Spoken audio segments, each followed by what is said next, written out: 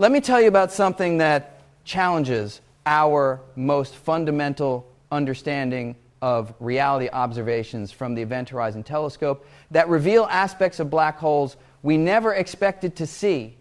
What these observations suggest about what lies beyond the event horizon, that boundary from which nothing, not even light, can escape, forces us to reconsider everything we thought we knew about the nature of space, time, and the universe itself. There's a universe inside. This statement requires careful explanation because it touches on some of the deepest questions in physics. What happens at the center of a black hole? What lies beyond the event horizon? Is the singularity, that point of supposedly infinite density, real, or does something else await? For decades, we could only theorize about these questions. Black holes were mathematical constructs predicted by Einstein's equations but never directly observed. We inferred their existence from their effects: stars orbiting, invisible companions, jets of material shooting from galactic cores, gravitational waves from merging objects, but we had never seen a black hole itself. That changed in 2019 when the Event Horizon Telescope released the first direct image of a black hole, the supermassive object at the center of the galaxy M87. And it changed further with subsequent observations that have revealed details we never expected to see, details that hint at something profound happening at the boundary between our universe and whatever lies within. I want to take you through what these observations reveal, because understanding them requires confronting the limits of our physics and the possibility that black holes are not endpoints but gateways, not destroyers but creators, not voids but perhaps universes unto themselves. Let me start with what a black hole actually is. A black hole is a region of space where gravity is so intense that nothing can escape, not matter, not light, not information. The boundary of this region is called the event horizon, and it marks the point of no return. Cross the event horizon, and you are inevitably drawn toward the center, regardless of how fast you move or in what direction. This description makes black holes sound like cosmic vacuum cleaners, sucking in everything around them. But this is misleading. A black hole does not reach out and grab objects. It simply warps space and time so severely that escape becomes impossible within a certain radius. The physics of black holes emerges directly from Einstein's general theory of relativity, published in 1915. Einstein showed that mass and energy curve space-time, and that this curvature is what we experience as gravity. The more massive an object, the more it curves the surrounding space-time. For most objects, this curvature is modest. The Earth curves space-time enough to keep the moon in orbit and to make apples fall from trees, but not enough to trap light. The sun curves space-time more strongly, bending the paths of starlight that passes near it, an effect first measured during a solar eclipse in 1919, confirming Einstein's theory. But what happens if you compress enough mass into a small enough region? The curvature becomes extreme. At some point, space-time curves so much that it closes in on itself, creating a region from which nothing can escape. This critical radius is called the Schwarzschild radius, named after Carl Schwarzschild, who found the first exact solution to Einstein's equations for a spherically symmetric mass in 1916. For the Sun, the Schwarzschild radius is about 3 kilometers. If you could compress the Sun's entire mass into a sphere that small, it would become a black hole. For the Earth, the radius is about 9 millimeters.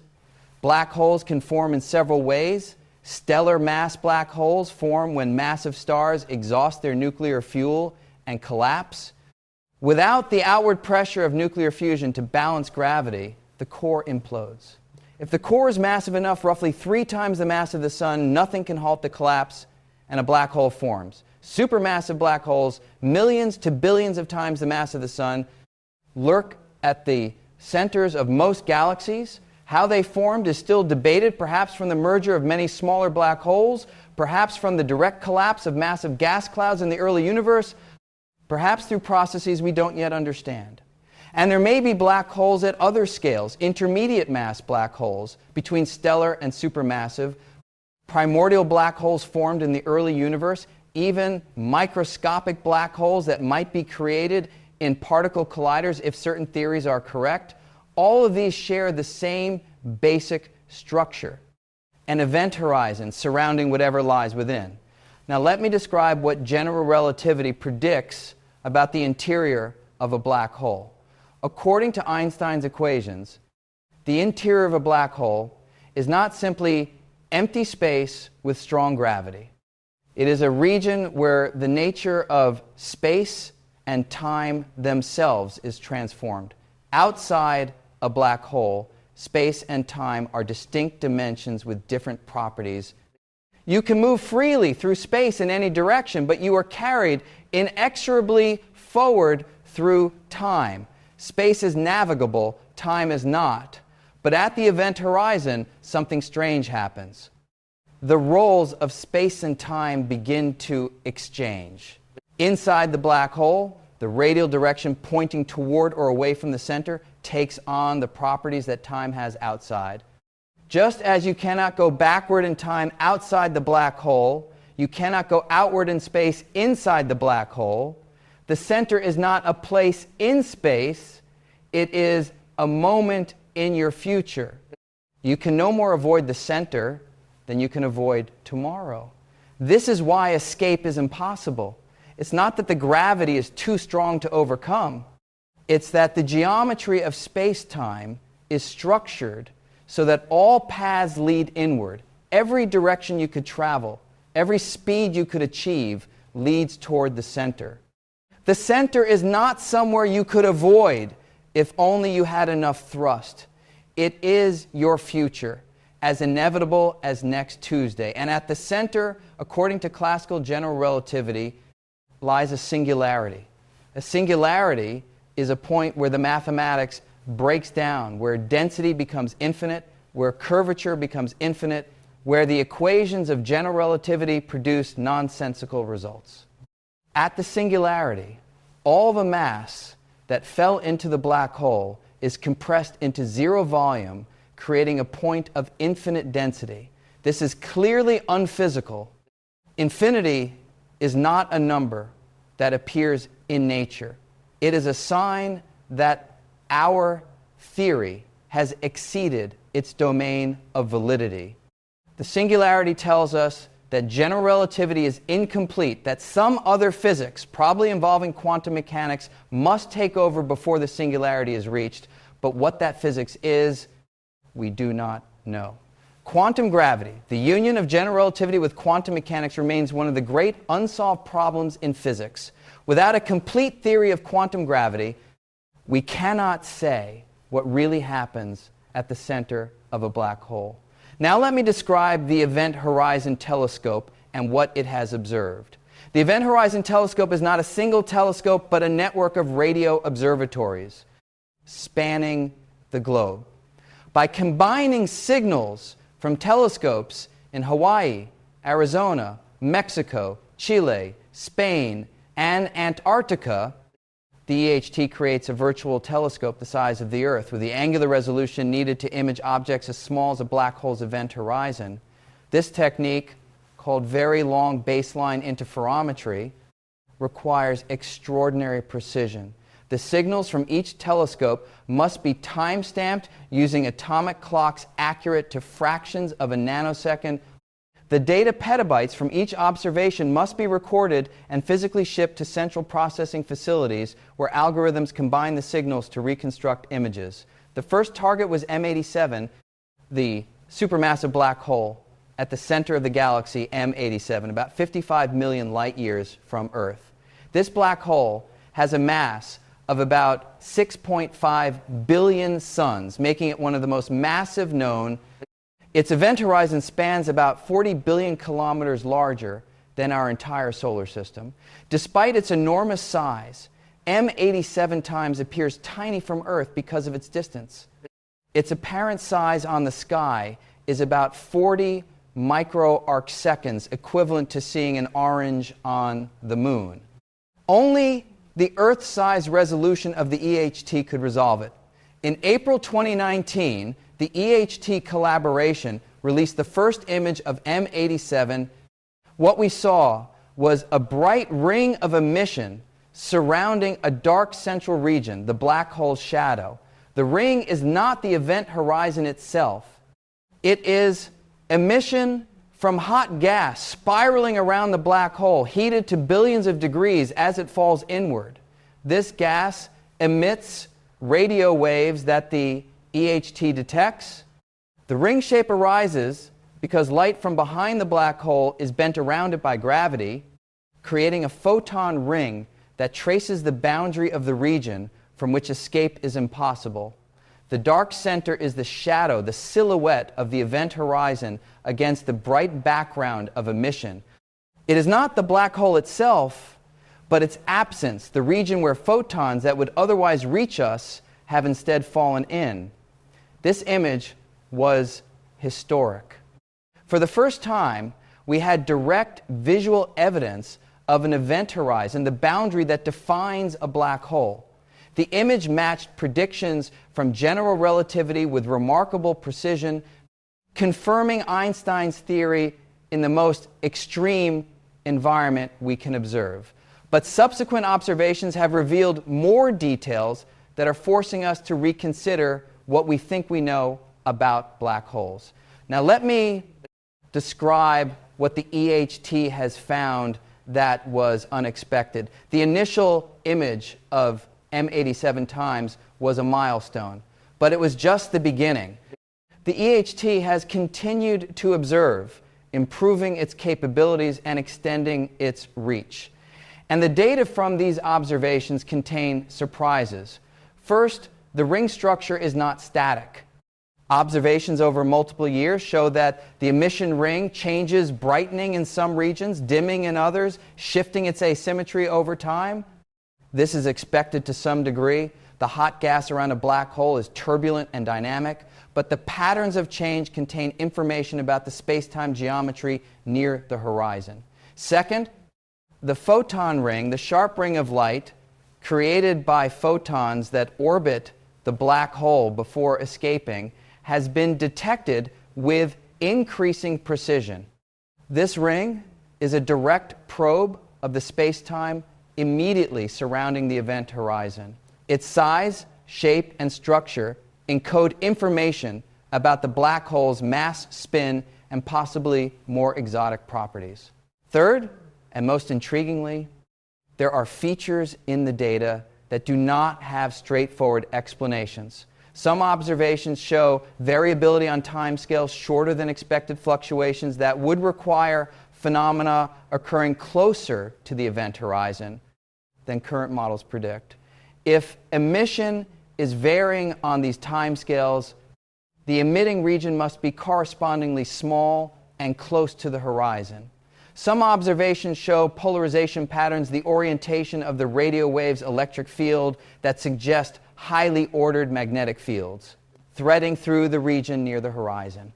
These fields may play a role in launching the relativistic jets that shoot from M87 poles at nearly the speed of light. And some observations contain hints of structure within the shadow itself, subtle variations in the darkness that might indicate something happening at or beyond the event horizon. These hints are not yet conclusive. The data are noisy, the analysis is challenging, alternative explanations may exist. But they have sparked intense theoretical interest because they touch on one of the deepest questions in physics: what really happens at the event horizon? Now let me explore the theoretical possibilities. Classical general relativity treats the event horizon as a mathematical boundary not a physical surface. An observer falling through the event horizon would notice nothing special at the moment of crossing the horizon is locally indistinguishable from any other region of space. The observer would only realize they had crossed when they found themselves unable to escape. But this picture may be incomplete. Quantum mechanics introduces effects that are not captured by classical general relativity. Near the event horizon, quantum effects might become important, modifying the classical picture in dramatic ways. One of the most famous results in this area is Hawking radiation, predicted by Stephen Hawking in 1974. Hawking showed that quantum effects near the event horizon cause black holes to emit radiation to glow faintly with thermal energy. This radiation carries energy away from the black hole, causing it to slowly evaporate over time. For stellar mass black holes, this evaporation is incredibly slow, far slower than the current age of the universe. But for very small black holes, evaporation would be rapid. And the existence of Hawking radiation raises profound questions about what happens to the information that falls into a black hole. The information paradox arises because quantum mechanics requires that information is never destroyed. Every physical process must be reversible in principle. But if information falls into a black hole and the black hole then evaporates away, what happens to the information? If the information is lost, quantum mechanics is violated. If the information escapes with the Hawking radiation, it must somehow be encoded in radiation emitted from the horizon, requiring correlations that seem impossible given the horizon's properties. This paradox has driven decades of theoretical work and has led to radical proposals about the nature of black holes. One proposal is that the event horizon is not a smooth boundary, but a firewall, a region of intense energy that would incinerate any observer attempting to cross. This firewall would preserve information by destroying the infalling object at the horizon rather than letting it pass through smoothly. Another proposal is that black holes have hair structure at the horizon that encodes information about everything that has fallen in. This would modify the classical picture of a featureless horizon and could have observable consequences. Another proposal is that the interior of a black hole is not a singularity, but something else entirely, perhaps a new universe, perhaps a region of exotic physics, perhaps something we cannot yet conceive. Now, let me explore the idea that there might be a universe inside. The phrase "there's a universe inside" is provocative, but it is rooted in serious physics. General relativity permits solutions where the interior of a black hole connects to other regions of spacetime. The most famous example is the Einstein-Rosen bridge, or wormhole, a hypothetical tunnel through spacetime connecting a black hole to a white hole, a region from which matter and energy emerge rather than disappear. In the simplest solutions, these wormholes are not traversable. They collapse too quickly for anything to pass through. But more complex solutions involving exotic forms of matter or modifications to general relativity might permit stable wormholes or other connections between black hole interiors and other regions. One intriguing possibility is that the interior of a black hole might undergo its own Big Bang, giving birth to a new universe that is causally disconnected from our own. The singularity at the center might not be a point of destruction, but a moment of creation, the beginning of a new cosmic expansion. This idea has been explored by several physicists, including Lee Smolin, who proposed that black holes might give birth to baby universes with slightly different physical laws. In this picture, the universe we inhabit might itself be the interior of a black hole in some parent universe. The idea is speculative, but it is not mere fantasy. It is based on mathematical solutions to Einstein's equations and on physical arguments about what must happen when quantum effects are included. If black holes create new universes, this would have profound implications. First, it would mean that black holes are not destroyers but creators. The information that falls in would not be lost but would seed a new cosmos. The singularity would be a beginning, not an end. Second, it would provide a form of cosmic natural selection. If baby universes inherit properties from their parents with slight variations, then universes that produce many black holes would have many offspring. Over countless generations of universes, the laws of physics might evolve toward configurations that maximize black hole production.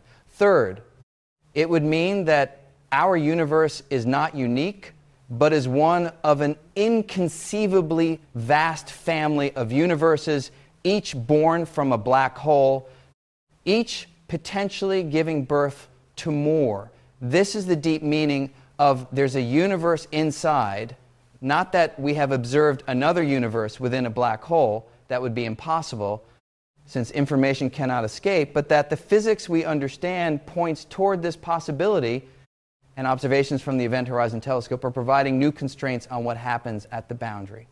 Now let me describe what the EHT observations tell us about these possibilities. The Event Horizon Telescope cannot see inside a black hole. The event horizon prevents any information from escaping. But the EHT can study the region immediately outside the horizon with unprecedented precision, and this region is where quantum effects and exotic physics would leave their marks.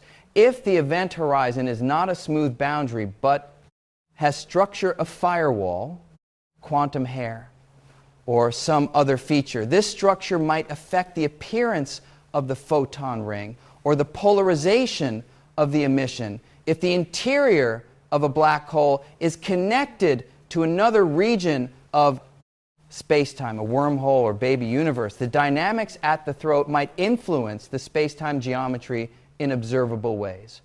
If the singularity is replaced by something else, a quantum bounce, a region of new physics, this might modify the gravitational field outside the horizon in subtle ways that precision measurements could detect. The EHT observations are being analyzed with these possibilities in mind. Researchers are looking for deviations from the predictions of classical general relativity deviations that would indicate new physics at the horizon.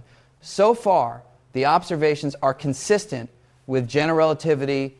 The size and shape of the shadow match predictions. The photon ring behaves as expected. There is no smoking gun pointing to exotic physics. But the observations are also consistent with modifications to general relativity at levels too small to detect with current precision. The absence of detected deviations sets limits on how large such modifications can be, but it does not rule them out. As the EHT improves its capabilities, adding new telescopes, observing at higher frequencies, achieving greater sensitivity, these limits will tighten. We will probe closer to the horizon with greater precision, searching for any hint of physics beyond Einstein. Now let me discuss what it would mean if we found evidence of structure at the horizon. If EHT observations revealed deviations from classical general relativity features that indicated structure at the event horizon or connections to other regions of space-time, the implications would be revolutionary. First, it would provide experimental evidence for quantum gravity. Quantum gravity has been a theoretical goal for decades, but experimental evidence has been elusive. The energy scales at which quantum gravity effects become dominant are far beyond what particle accelerators can achieve. Black holes are among the few natural laboratories where quantum gravity might reveal itself, and the event horizon is the boundary where classical and quantum descriptions meet. Evidence of structure at the horizon would not give us a complete theory of quantum gravity, but it would provide crucial guidance. It would tell us what a successful theory must predict. It would rule out approaches that do not produce the observed features. It would transform quantum gravity from pure theory to experimental science. Second, it would confirm that information is preserved. If the event horizon has structure that encodes information about what fell in, this would resolve the information paradox. Information would not be lost. It would be stored at the horizon and eventually released with Hawking radiation. This would vindicate one of the central principles of quantum mechanics, that information cannot be destroyed, and would demonstrate that even the most extreme gravitational environments respect this principle.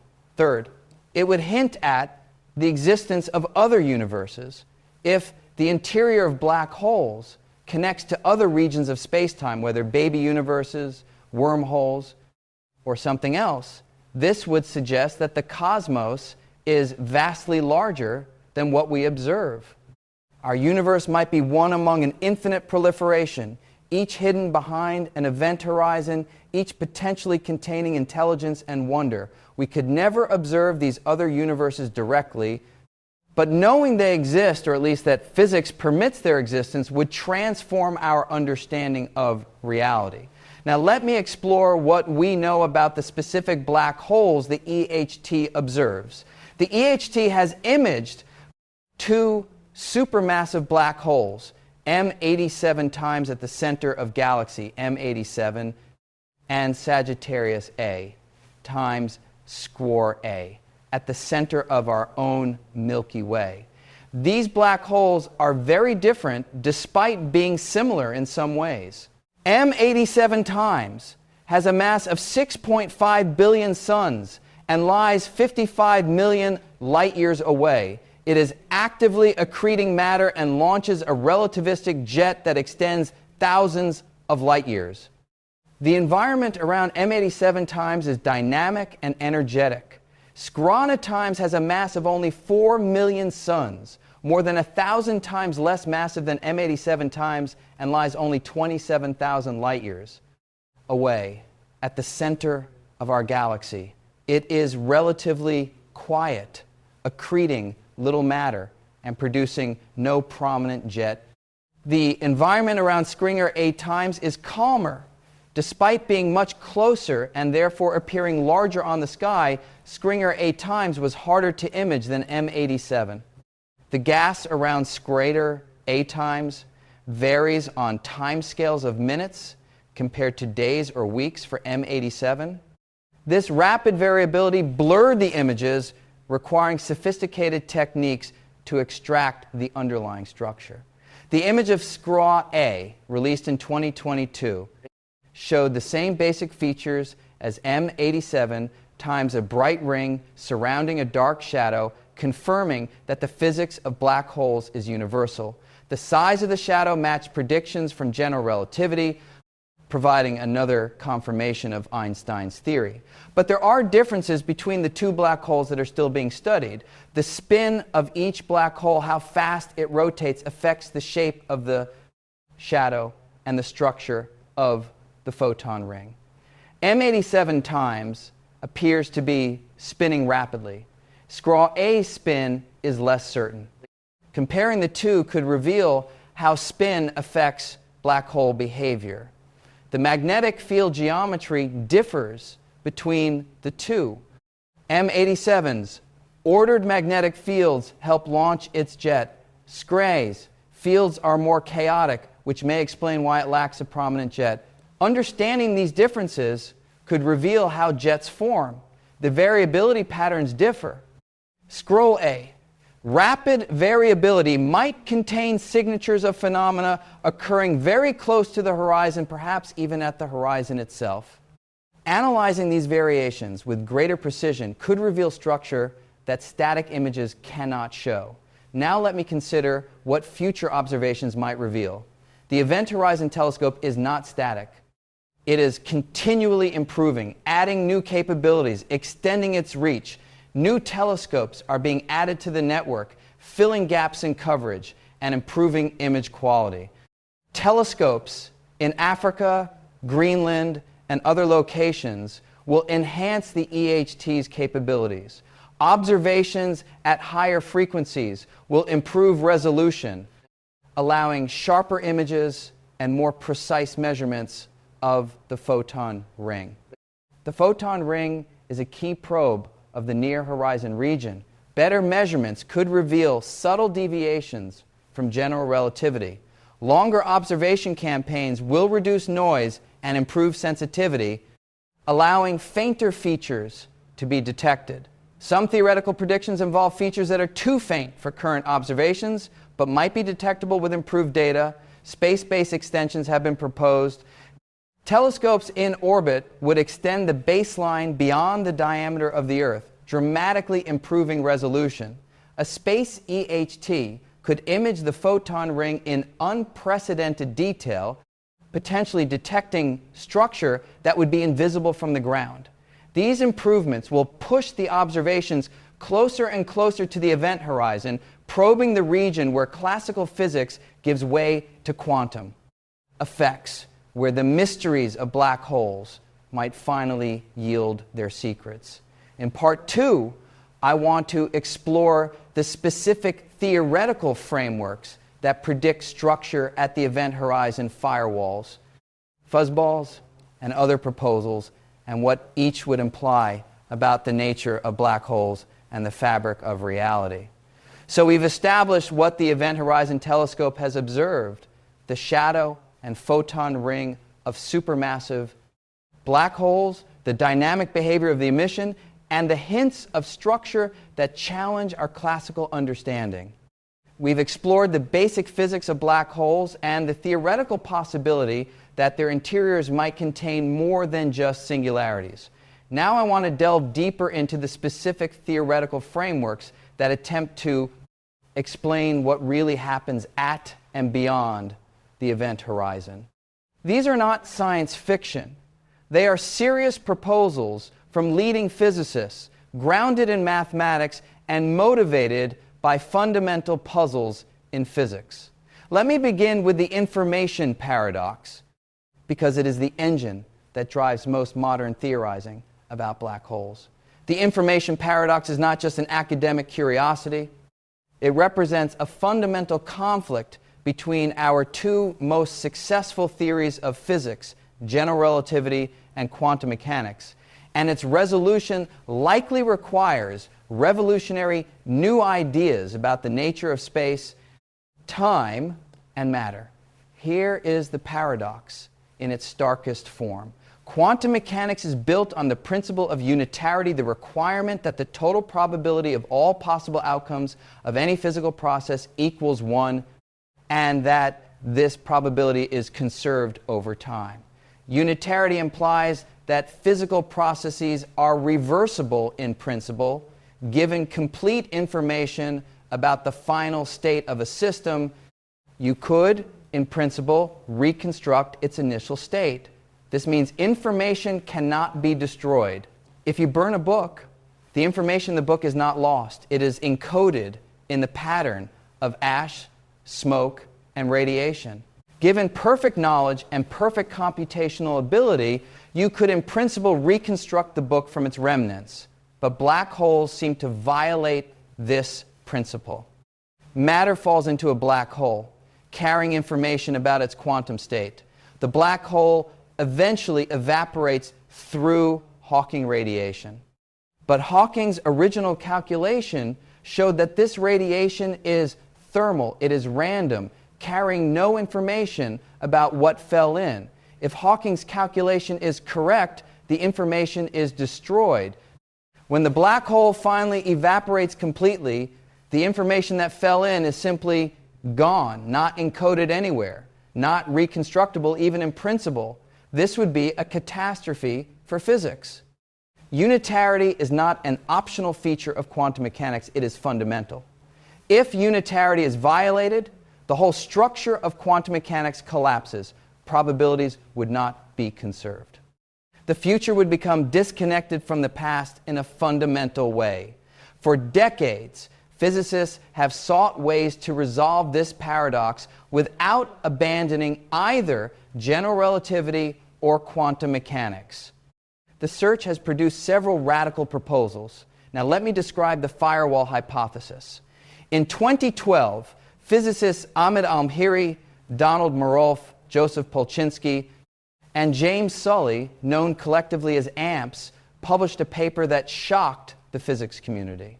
They argued that the event horizon of a black hole cannot be the smooth, uneventful boundary that general relativity predicts. Instead, it must be a firewall, a region of intense energy that would destroy any observer attempting to cross.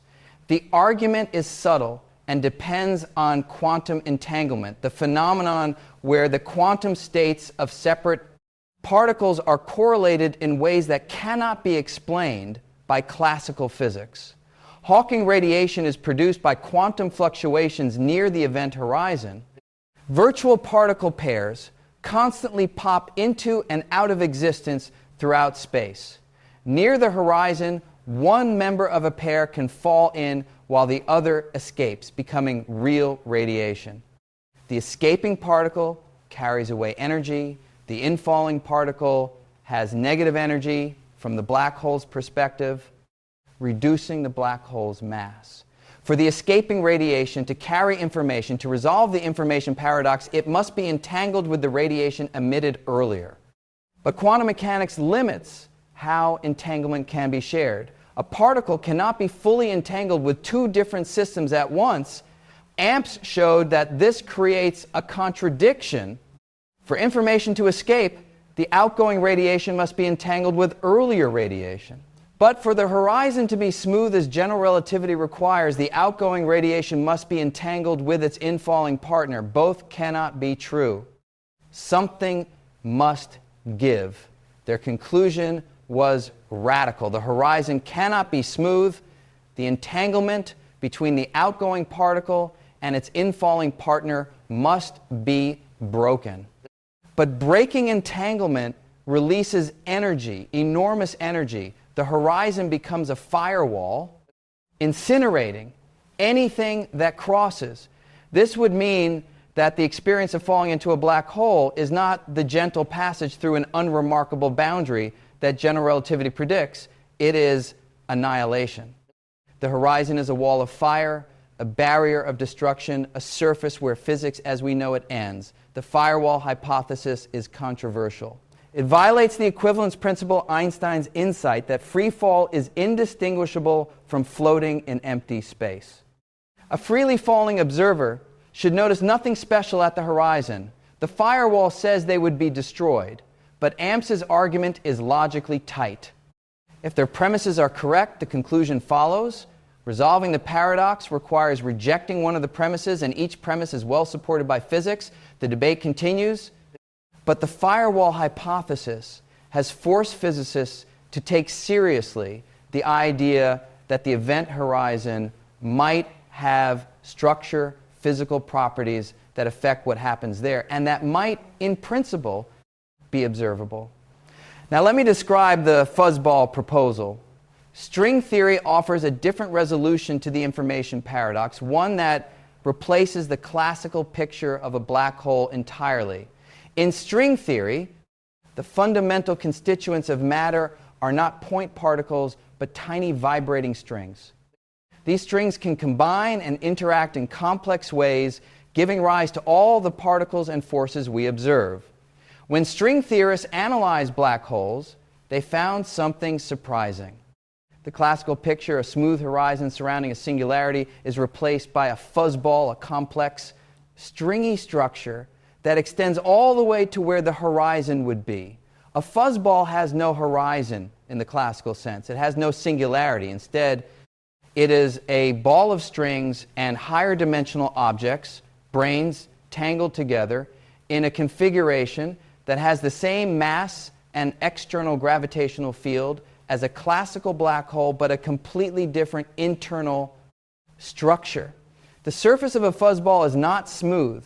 It is fractal-like, with structure at all scales down to the Planck length, the smallest meaningful length in physics, about 10⁻35 meters. This structure can encode information about everything that fell into the black hole, resolving the information paradox. When Hawking radiation is emitted from a fuzzball, it is not thermal and random. It carries information about the fuzzball's internal state, about everything that fell in. Information is not lost. It leaks out gradually as the fuzzball evaporates. The fuzzball proposal is attractive because it resolves the information paradox naturally without requiring firewalls or violations of quantum mechanics. But it faces challenges. First, fuzzballs have been explicitly constructed only for certain simplified black holes, extremal black holes with special properties. Extending the construction to the astrophysical black holes that the EHT observes is an unsolved problem. Second, if black holes are really fuzzballs, why does general relativity work so well? The exterior gravitational field of a fuzzball matches that of a classical black hole, but there might be subtle differences that observations could detect. Third, what happens when something falls into a fuzzball? Is it immediately absorbed into the stringy structure, or is there a transition region? The details remain unclear. Despite these challenges, the fuzzball proposal represents a serious attempt to understand black hole interiors using our best current theory of quantum gravity. And it makes predictions that could potentially be tested, predictions about the structure near where the horizon would be, predictions that the EHT might someday probe. Now let me describe the holographic principle and its implications. One of the most profound ideas to emerge from theoretical physics in recent decades is the holographic principle, the notion that all the information contained in a region of space can be encoded on its boundary. This idea arose from the study of black hole entropy. In the 1970s, Jacob Bekenstein showed that black holes have entropy, a measure of the disorder or information content of a system. But the entropy of a black hole is proportional not to its volume, as you might expect, but to the area of its event horizon. This is deeply strange. For ordinary systems, entropy scales with volume. A box twice as large can contain twice as much disorder. But for black holes, it's the surface area that matters. The holographic principle generalizes this observation. It proposes that any region of space can be fully described by information encoded on its boundary, like a hologram, which encodes three-dimensional information on a two-dimensional surface. This principle has been made precise in certain theoretical settings. The ADSES CFT correspondence, discovered by Juan Maldacena in 1997, establishes an exact equivalence between a gravitational theory in a certain type of space-time, anti-de Sitter space, and a quantum field theory without gravity on the boundary of that space-time. In this correspondence, black holes in the interior space-time correspond to thermal states in the boundary theory. The information that falls into the black hole is encoded in the boundary, never lost, always accessible in principle. The holographic principle suggests that what we perceive as the three-dimensional interior of a black hole might be an illusion, a projection of information encoded on the two-dimensional horizon. The inside might not exist as a separate region of space. It might be a holographic reconstruction of boundary data. If this is correct, the question, what is inside a black hole, might be ill-posed. There might not be an inside in the conventional sense. The interior might be emergent, arising from the boundary information rather than existing independently. This would change everything we think we know about space and time. The three-dimensional space we inhabit might itself be holographic, a projection from some lower dimensional boundary. The universe might be a hologram. Now, let me explore what these ideas imply about the possibility of universes inside black holes. The various proposals I've described, firewalls, fuzzballs, holography, seem to suggest that black hole interiors are very different from the classical picture. But do any of them support the idea that there might be a universe inside? The answer is nuanced. Some proposals seem to eliminate the interior entirely. Others modify it in ways that could accommodate new universes. The holographic principle, in its strongest form, suggests that the interior might not exist as an independent region. But some interpretations allow for an interior that is reconstructed from boundary data, an interior that is real in some sense, even if it emerges from holographic encoding. The fuzzball proposal replaces the interior with stringy structure, but this structure could potentially support its own dynamics, its own physics, perhaps even its own cosmology. And there are proposals that explicitly embrace the idea of baby universes. In 1992, physicist Lee Smolin proposed cosmological natural selection, the idea that black holes give birth to new universes with slightly different physical constants. Each universe produces black holes, each black hole produces new universes, and the constants evolve over generations toward values that maximize black hole production. This is not a mainstream theory, but it is scientifically formulated and makes predictions.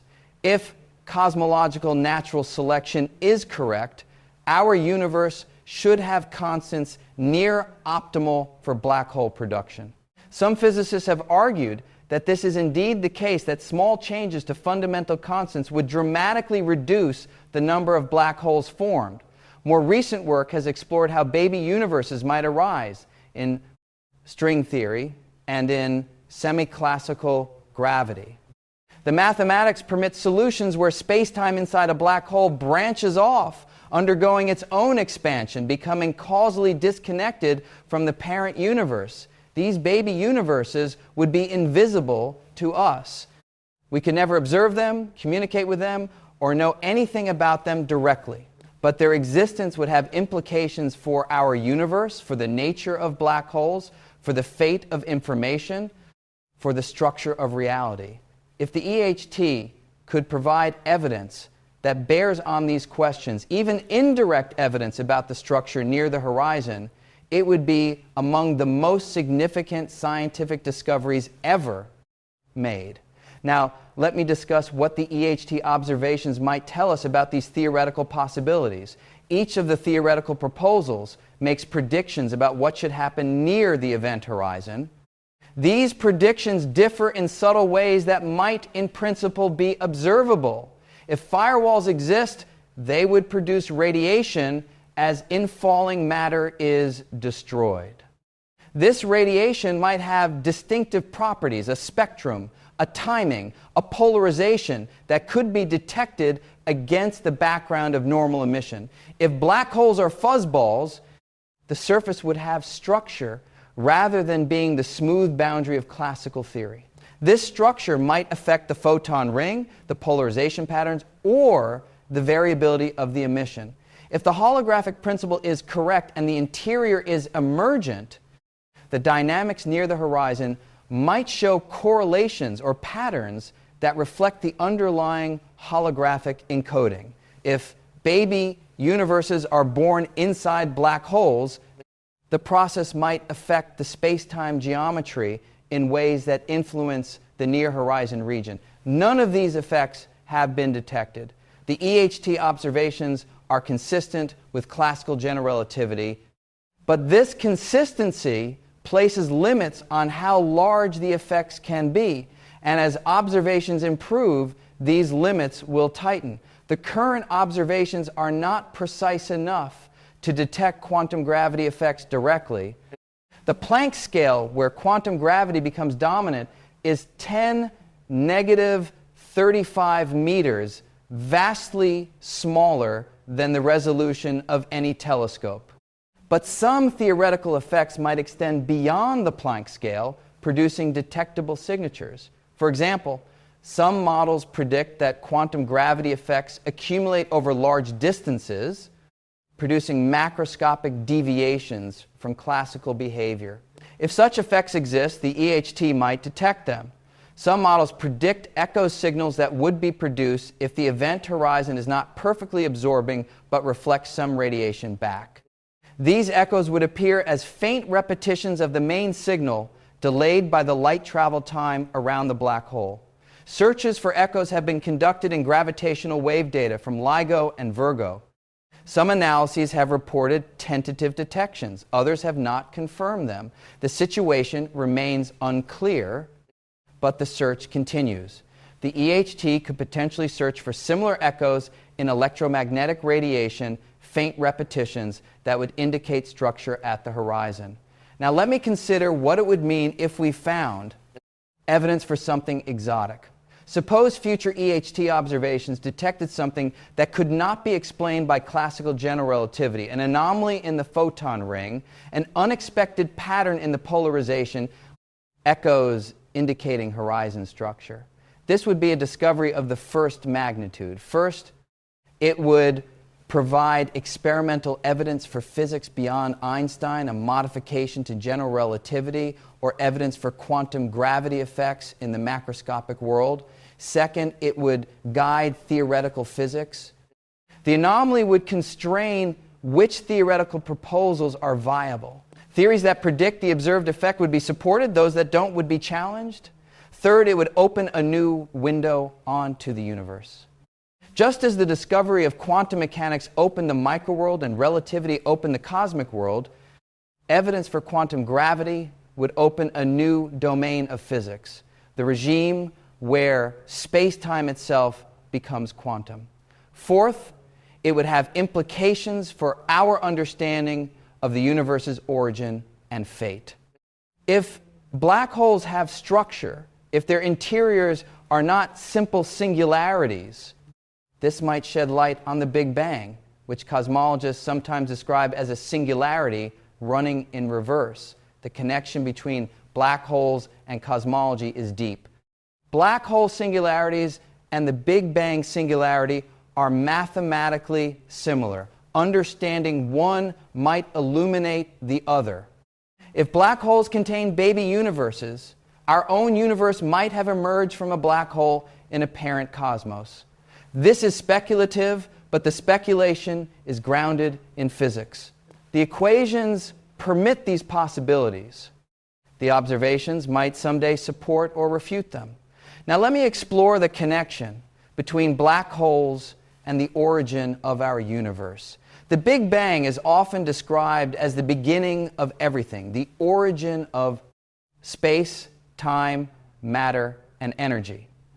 But this description is problematic. If the Big Bang was truly the beginning, what caused it? What came before? These questions seem unanswerable within the framework of physics.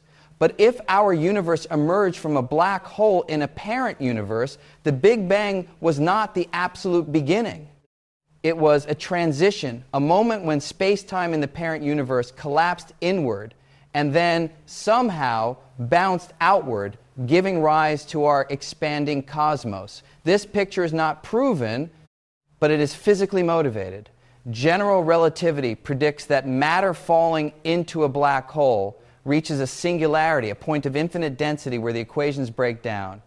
But quantum mechanics suggests that singularities cannot exist, that some process must halt the collapse before infinity is reached. What process? This is where quantum gravity enters. Some approaches to quantum gravity, such as loop quantum gravity, predict a bounce, a moment when the collapsing matter reaches maximum density and then rebounds, expanding outward. This bounce would look from the inside like a Big Bang, the beginning of a new expanding universe. The new universe would be causally disconnected from the parent. No information could pass between them. From the perspective of observers in the parent universe, the black hole would appear normal, a region from which nothing escapes. But inside, a new cosmos would be born. If this is correct, our universe might be the interior of a black hole. The Big Bang might have been a bounce, the transition from collapse to expansion. The singularity at the origin of time might be a fiction, a breakdown of classical physics that quantum gravity resolves. This is the deepest meaning of there's a universe inside. Not just that black holes might contain baby universes, but that we might be living in one. Our entire cosmos, every galaxy, every star, every planet, every atom might exist inside a black hole in some larger parent universe. We could never verify this directly. We cannot see outside our universe any more than an observer inside a black hole can see past the horizon. But the physics allows it. The mathematics permits it. And the EHT observations, by probing black holes with unprecedented precision, might provide indirect evidence that bears on these cosmic questions. Now let me discuss what we've learned from gravitational wave observations. The Event Horizon Telescope studies black holes using electromagnetic radiation radio waves that travel through space and are focused by the EHT's global network of telescopes. But there is another way to study black holes: gravitational waves. Gravitational waves are ripples in space-time, produced when massive objects accelerate.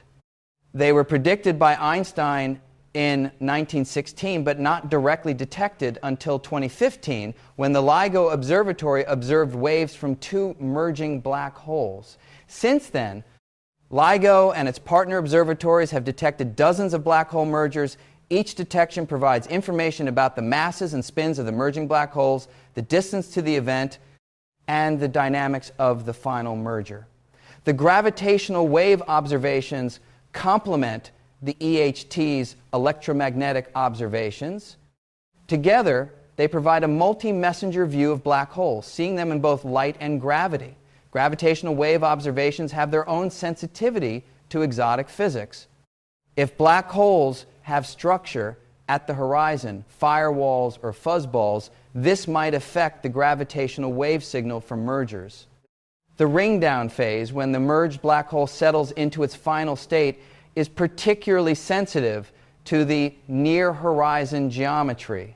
Searches for deviations from classical predictions have been conducted. So far, no significant deviations have been found. The observations are consistent with general relativity, but as with the EHT, the absence of deviations places limits rather than ruling out exotic physics entirely. The effects might be too small to detect with current sensitivity.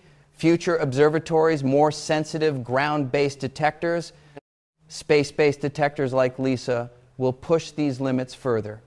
The combination of electromagnetic and gravitational wave observations creates a powerful toolkit for probing black holes. Each method has different strengths and sensitivities. Together, they can test theoretical predictions more stringently than either could alone. Now let me consider what the next decades of observations might reveal. We are in a golden age of black hole astronomy. Observations that were impossible a decade ago are now routine. Observations that are impossible today may be routine in another decade. The EHT will continue to improve. New telescopes will join the network. Higher frequencies will enable sharper images. Space-based extensions will provide unprecedented resolution. Gravitational wave astronomy will expand. More sensitive detectors will see more events. Space-based detectors will open new frequency bands. Pulsar timing arrays will detect gravitational waves from supermassive black hole mergers. Theoretical understanding will deepen. String theory, loop quantum gravity, and other approaches will make sharper predictions. The dialogue between theory and observation will intensify. Somewhere in this process, we might find evidence that transforms our understanding, a deviation from classical predictions, a signature of quantum gravity, an anomaly that points toward new physics. Or we might find that classical general relativity holds exactly, even in the most extreme environments. This would also be significant. It would constrain theoretical possibilities and deepen our confidence in Einstein's theory. Either way, we will learn. The black holes are out there, holding their secrets. Our telescopes are watching, gathering data.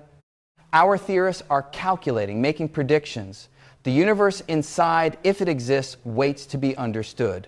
In part 3, I want to explore the deepest philosophical implications of these ideas.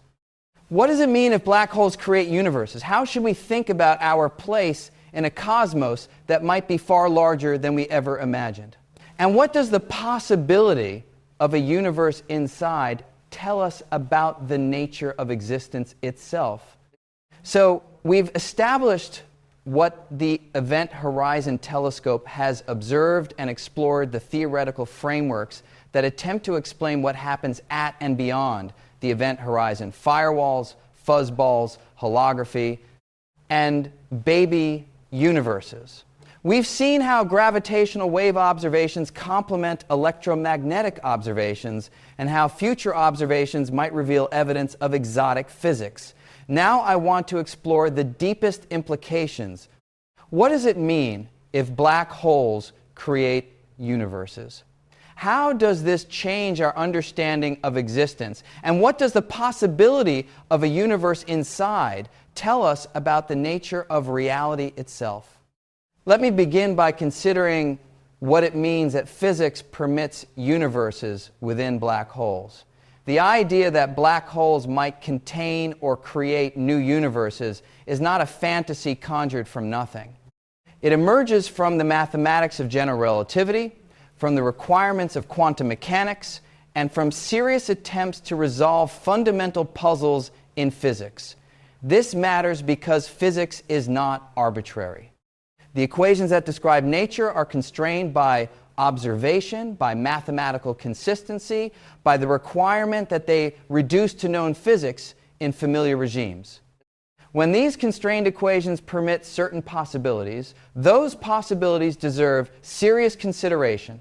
General relativity permits spacetimes where black hole interiors connect to other regions: wormholes, white holes, baby universes. These solutions exist in the mathematics. They satisfy Einstein's equations. They are physically possible in the sense that the laws of physics do not forbid them. Quantum mechanics, through the information paradox, forces us to reconsider what happens at the event horizon. The requirement that information be preserved leads to proposals, firewalls, fuzzballs, holography that radically modify the classical picture. The combination of these constraints points toward the possibility that black holes are not simple endpoints, but complex structures with rich internal physics that might include the creation of new space-time regions. This is not proof that baby universes exist. It is an indication that the physics we understand points in this direction, that the deeper we probe the nature of black holes, the more we find suggestions of structure, complexity, and creative potential. Now let me explore what it would mean if our universe is inside a black hole. This is one of the most radical implications of the physics we have discussed. If black holes can create baby universes, and if this process is generic, then our universe itself might be the interior of a black hole in some parent cosmos. What would this mean? First, it would mean that the Big Bang was not an absolute beginning. In the standard cosmological picture, the Big Bang is the origin of everything: space, time, matter, energy, all came into existence at that moment. But this picture is problematic. What caused the Big Bang? What came before? Why did it happen? If our universe emerged from a black hole, these questions have answers. The Big Bang was caused by the formation of a black hole in the parent universe. What came before was the parent universe itself. It happened because matter in the parent universe collapsed to form a black hole, and the interior of that black hole became our cosmos. This does not eliminate all mystery. We can ask what caused the parent universe, what came before that, and so on. But it embeds our origin in a physical process rather than leaving it as an inexplicable singularity. Second, it would mean that our universe has a parent and perhaps siblings. If our universe formed from a black hole in a parent universe, then we are not alone. The parent universe might contain many black holes, each generating its own baby universe. We would have sibling universes, cosmoses born from the same parent, each evolving independently, and those sibling universes might form their own black holes, generating grandchild universes. The structure would be genealogical, a vast tree of universes, branching through countless generations. We could never communicate with our siblings or our parent. We are causally disconnected, no signal can pass between universes. But knowing they exist would change our understanding of our place in reality. Third, it would mean that the laws of physics might vary. In some theoretical frameworks, baby universes inherit physical properties from their parents, but with small variations. The constants of nature, the masses of particles, the strengths of forces might be slightly different in each universe. If this is correct, the laws of physics we observe are not unique. They are one possibility among many, selected by the contingent history of cosmic evolution. Other universes might have different particles, different forces, different possibilities. This would have profound implications for questions about why the laws of physics are what they are. The laws might not be necessary. They might be contingent, the result of cosmic accidents accumulated over generations of universes. Fourth, it would mean that our universe might give birth to offspring. The black holes in our universe, stellar black holes, supermassive black holes, perhaps primordial black holes, might each be creating new universes. Inside each black hole, a new cosmos might be expanding, evolving, perhaps developing its own complexity, its own structure, its own life. We would be parents to countless baby universes, each hidden behind an event horizon, each forever inaccessible to us, but no less real for that. This is a vision of reality as creative, generative, endlessly productive.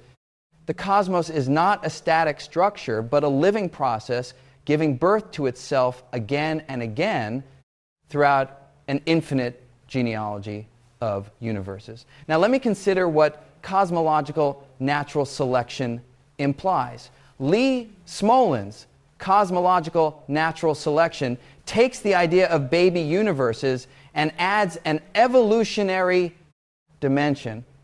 If baby universes inherit physical properties from their parents with small variations, then natural selection can operate on universes. Universes that produce many black holes have many offspring. Universes that produce few black holes have few offspring. Over many generations, the population of universes becomes dominated by those whose properties favor black hole production. This is analogous to biological evolution. Organisms that produce many offspring come to dominate populations. Traits that enhance reproduction spread through populations. Evolution optimizes organisms for reproductive success. In cosmological natural selection, the fitness of a universe is measured by how many black holes it produces. Properties that enhance black hole production, the right particle masses, the right force strengths, the right cosmological parameters would be selected for over cosmic generations. Smolin argued that this explains the fine-tuning of physical constants. The constants in our universe seem exquisitely adjusted to permit complex chemistry, stable stars, and ultimately life. Small changes to many constants would produce universes where complexity could not arise. Why are the constants fine-tuned? In the standard picture, this is a profound mystery or an indication of divine design or anthropic selection in a multiverse. In cosmological natural selection, the constants are fine-tuned because fine-tuned constants favor black hole production, and universes with fine-tuned constants have been selected over cosmic history. This is a remarkable idea.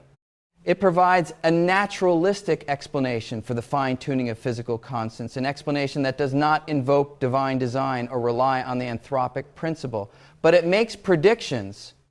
If cosmological natural selection is correct, the constants in our universe should be near optimal for black hole production. Small changes to constants should generally reduce the number of black holes that form. Testing this prediction requires understanding how black hole formation depends on physical constants, a complex problem that involves stellar physics, galaxy formation, and cosmology. Some analyses suggest that the constants are indeed near optimal. Others are less conclusive. The idea remains controversial, but it is scientifically formulated and in principle testable. It represents one way that the possibility of baby universes could have observable consequences in our universe. Now let me explore what the holographic principle implies about the nature of reality. The holographic principle, the idea that all the information in a region of space can be encoded on its boundary, has implications that extend far beyond black holes.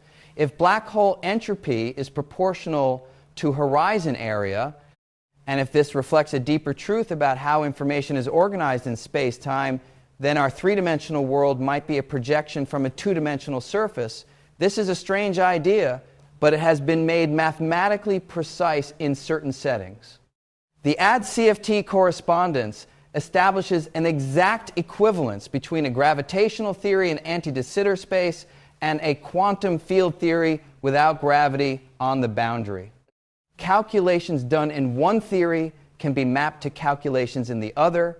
In this correspondence, the extra dimension of the gravitational theory is emergent.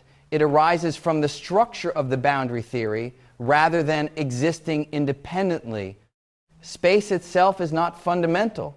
It emerges from more primitive quantum information. If something like this applies to our universe, the implications are profound. Space might not be fundamental. The three dimensions we inhabit might emerge from underlying quantum information encoded on a boundary.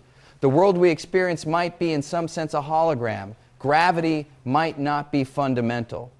In the holographic picture, gravity emerges from the entanglement structure of the boundary theory. Gravity is not a force like electromagnetism. It is a thermodynamic consequence of how information is organized. Black holes might be ordinary. In a holographic theory, black holes are not pathological. They are natural thermal states of the system. The information paradox is resolved because information is always on the boundary. It never enters the black hole interior in a fundamental sense. These ideas are not yet proven to apply to our universe. Our universe is not anti-de Sitter space. It has a positive cosmological constant and different geometry. Extending holography to realistic cosmology is an unsolved problem. But the success of AD-CFT suggests that holography is onto something deep. The connection between gravity and information, between space-time and entanglement, between geometry and quantum mechanics, these connections hint at a revolutionary new understanding of reality. Now let me consider what the black hole observations tell us about the nature of space and time. The event horizon telescope images show us something remarkable, a region of space from which nothing can escape. The dark shadow in the center of the image is the silhouette of this region, the absence of light that tells us where the event horizon lies. But what is this region? What is the event horizon? In classical general relativity, the event horizon is a mathematical surface, the boundary between regions of space-time that are causally connected to distant observers and regions that are not. It has no physical substance. An observer crossing the horizon would notice nothing special at the moment of crossing. But the theoretical puzzles we have discussed suggest that this picture is incomplete. If the holographic principle is correct, the event horizon is where the information about the interior is encoded. The horizon is not just a boundary, it is a storage medium, a surface on which the interior is written. If fuzzballs are correct, the horizon is where the stringy structure ends. There is no smooth passage through. The fuzzball extends to where the horizon would be. If firewalls are correct, the horizon is a barrier of destruction. Nothing passes through unscathed. Each of these possibilities suggests that the horizon has physical significance, that it is not just a mathematical abstraction, but a real feature of the world. The EHT observations probe this region. The photon ring, the polarization patterns, the dynamics of the emission, all are shaped by the space-time geometry near the horizon. By studying these features, we study the nature of the horizon itself. What we find will tell us whether the horizon is the smooth boundary of classical theory or something more exotic. The observations are already consistent with general relativity, but future observations with greater precision might reveal deviations, hints of structure at the horizon that would transform our understanding of space and time. Now let me explore what these ideas imply about the ultimate nature of reality. We have discussed black holes, baby universes, holography, firewalls, and fuzzballs. We have seen how the Event Horizon Telescope probes these ideas observationally. We have considered what it would mean if our universe is inside a black hole, or if space is holographic. What do these possibilities imply about the ultimate nature of reality? First, they suggest that reality is far larger than what we observe. If baby universes exist, the cosmos extends far beyond our observable horizon. There might be infinitely many universes, each hidden behind event horizons, each inaccessible to all the others. What we call the universe might be a tiny bubble in an inconceivably vast structure. This vastness is not just spatial, it is structural, a tree of universes, branching through time, generating new branches with every black hole that forms. The depth of reality might be infinite, with no bottom to the hierarchy, no foundation beneath the foundations. Second, they suggest that what we consider fundamental might be emergent in the holographic picture. Space emerges from quantum information. In some approaches to quantum gravity, time also emerges. It is not fundamental, but arises from more primitive elements. If space and time are emergent, what is fundamental? Perhaps quantum information. Perhaps entanglement. Perhaps something we do not yet have words for. This would invert our usual picture of reality. We normally think of space and time as the stage on which physics plays out, with particles and fields as the actors. But the stage might be a projection, an appearance, a consequence of more fundamental relationships. Third, they suggest that black holes are windows onto deeper physics. Black holes are where our current theories break down. General relativity predicts singularities points where the theory itself fails. Quantum mechanics applied to black holes produces paradoxes that current frameworks cannot resolve. This breakdown is not a failure. It is an opportunity. The places where theories break down are the places where new physics is needed. By studying black holes through telescopes like the EHT, through gravitational wave detectors, through theoretical analysis, we probe the edges of our knowledge. What we find at those edges might transform our understanding of everything. The physics of black holes is not separate from the physics of the everyday world. It is a window onto the deep structure of reality, the quantum architecture that underlies all phenomena. Fourth, they suggest that the universe is creative. If black holes produce baby universes, the cosmos is not running down but building up, is not dying but giving birth. The second law of thermodynamics, which says that entropy increases, is still respected. Each baby universe has its own entropy budget, but the overall structure of reality is generative, productive, creative. This is a different picture than the old cosmic pessimism that envisioned the universe fading into cold, dark heat death. The universe might be endlessly prolific, spawning new cosmoses with every black hole that forms, exploring new configurations of matter and energy, pursuing what one might almost call a cosmic creativity. Now let me consider what these possibilities mean for human significance. In the picture I have painted, the universe is vast beyond comprehension, an infinite tree of cosmoses, each containing billions of galaxies, each galaxy containing billions of stars. Where does humanity fit in this picture? One might conclude that we are utterly insignificant specks on a speck in an infinite expanse. If there are infinitely many universes, infinitely many galaxies, perhaps infinitely many civilizations, what does our existence matter? But I want to suggest a different perspective. First, significance is not about size. A poem is not less significant than a mountain because it is smaller. A thought is not less real than a galaxy because it occupies less space. Significance is about meaning, about value, about what matters, and these are not determined by spatial extent.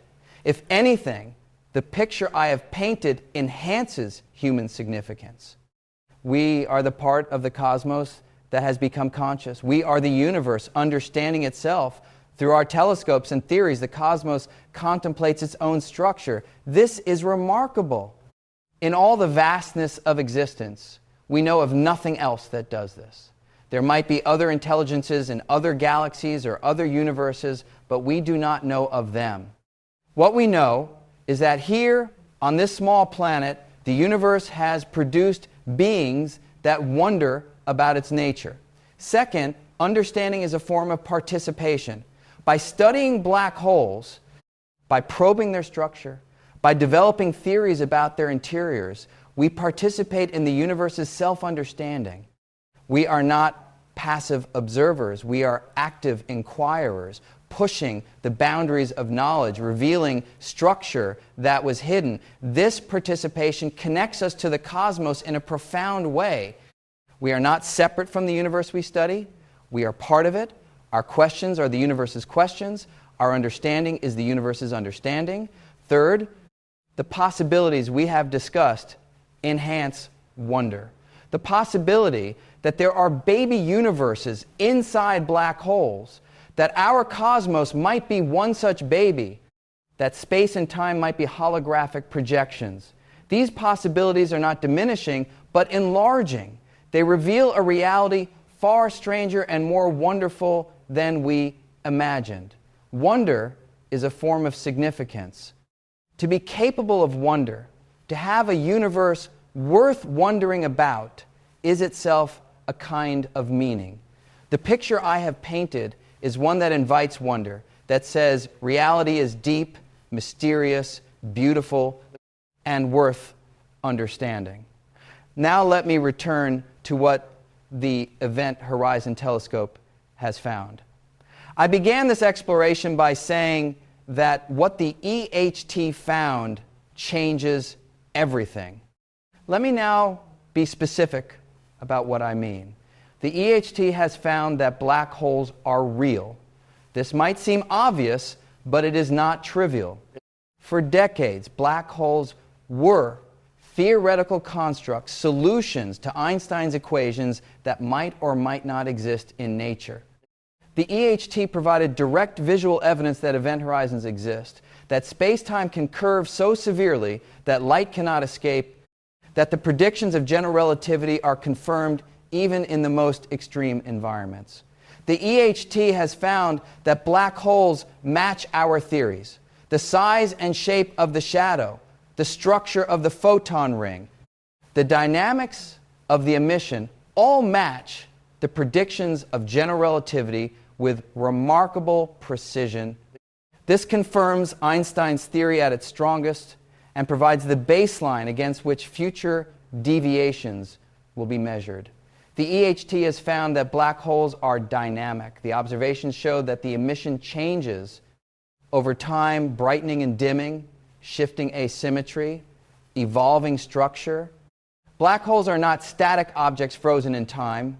They are active engines, processing matter and energy, shaping their environments. The EHT has found that black holes can be studied. Before the EHT, black holes were mysterious objects that could only be studied indirectly. Now we have images, we have data, we have the beginning of a systematic observational science of black holes. This opens possibilities that were closed before, and the EHT has found hints that there might be more to discover. The variations in emission, the structure of the photon ring, the patterns in polarization, these contain information about the near horizon region that we are only beginning to extract. As observations improve, as techniques advance, as theoretical understanding deepens, we might find evidence for physics beyond general relativity. This is what I mean when I say the findings change everything. Not that we have already discovered baby universes or holography or firewalls, but that we have the tools to look, we have the data to analyze, we have the theories to test. The event horizon, once a purely theoretical boundary, is now an observable feature of the cosmos. What lies beyond it, what happens at the singularity, whether new universes are born, whether space and time are fundamental, these questions are no longer purely philosophical.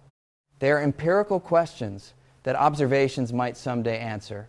Now let me conclude with a reflection on what lies ahead. We live at a remarkable moment in the history of science. For the first time, we can image black holes. For the first time, we can detect their gravitational waves. For the first time, we have theoretical frameworks that make predictions about quantum gravity. The convergence of these capabilities creates opportunities that did not exist before. We can test ideas that were previously untestable. We can probe regimes that were previously inaccessible. We can ask questions that were previously unanswerable. What will we find? I do not know. No one knows. That is what makes this moment so exciting. We might find that general relativity holds exactly, even at the event horizon. This would be significant. It would deepen our confidence in Einstein's theory and constrain alternatives. We might find deviations, signatures of firewalls or fuzzballs, echoes indicating horizon structure, anomalies that point toward quantum gravity. This would be revolutionary. It would provide experimental guidance for theoretical physics and open new frontiers of understanding. We might find evidence bearing on baby universes, on cosmological natural selection, on the possibility that our cosmos is one among infinitely many. This would be profound. It would transform our picture of reality and our understanding of our place within it. Whatever we find, we will learn. The observations will continue. The theories will develop. The questions will multiply, even as some are answered. There's a universe inside, or there might be. The physics permits it. The mathematics describes it. The observations are beginning to probe it. We are at the beginning of a journey into the interior of black holes, not a physical journey, which is impossible, but an intellectual journey, a journey of understanding. Where that journey leads, what we will discover along the way, what surprises await these we cannot know in advance. But we can take the journey. We can ask the questions. We can build the telescopes and develop the theories and analyze the data, and perhaps someday we will understand what lies inside a black hole. Perhaps we will know whether there is a universe inside. Perhaps we will grasp the deep connection between black holes and the cosmos that contains them. This is the promise of the Event Horizon Telescope. This is what its observations are beginning to reveal. This is why the findings change everything. The event horizon is not the end of knowledge.